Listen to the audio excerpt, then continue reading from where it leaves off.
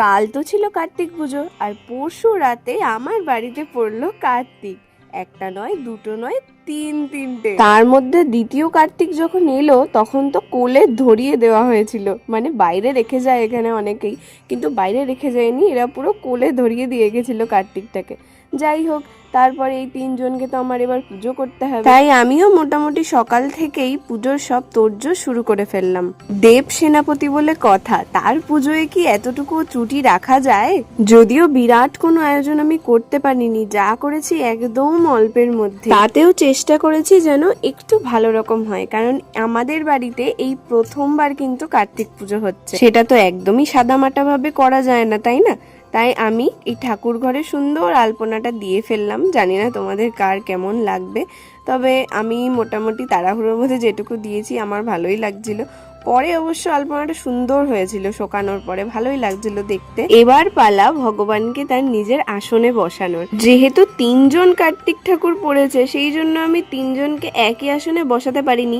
দুজন হলে তাও একটা আসনে বসাতে পারতাম, তাই একজনকে একটু ওপরের আসনে আর পরের দুজনকে একটু নিচে একটা ছোট্ট পিঁড়ির মধ্যে আমি বসিয়েছিলাম।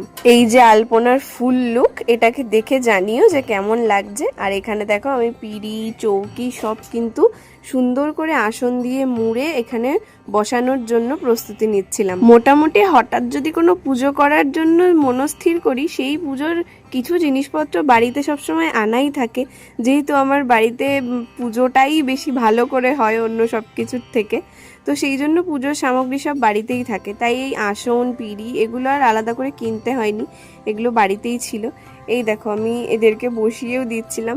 তো সব থেকে ছোটটাকে উপরে তুলে দিয়েছিলাম, তো ছোটটাকে একটু নিচে নামিয়ে সব থেকে বড় যেটা তাকেই ওপরে দিয়ে এবার সবাইকে সাজানোর জন্য মালাগুলো নিয়ে নিয়েছিলাম। আর দেখো ছোটটার গলায় তো মালাটা হয়নি, মানে মালাটা অনেকটা বড় হয়ে গেছিলো, তবুও ভালোই লাগছিল কিন্তু তিনজনকে। আচ্ছা, এর মধ্যে সবচেয়ে সুন্দর কে বলো তো? কমেন্ট করে জানিও। এইবার চলে এলো ভোগের প্রস্তুতি, কারণ আমি কালকে বানিয়েছিলাম লুচি, সুজি আর একটু আলুর দম, আর তাছাড়া ছিল ফলের আয়োজন আর কিছু মিষ্টি। আর এখানে পুজো করছিল দেবার্ঘ, ও সময় মতো চলে এসেছিল, সময়ের আগেই চলে এসেছিল। ওর আসার কথা ছিল 8টায়, কিন্তু চলে এসেছে সন্ধ্যে 6টায়। কি করে বলো তো অত তাড়াতাড়ি আমি করতে পারবো? তাও যেরকমভাবে পেরেছি একটু তাড়াহুড়ো করে সব করেছি। আর আমরা তিনজনে মিলে, মানে আমি, মানি আর সোমনাথ মিলে পুজোটা করেছিলাম।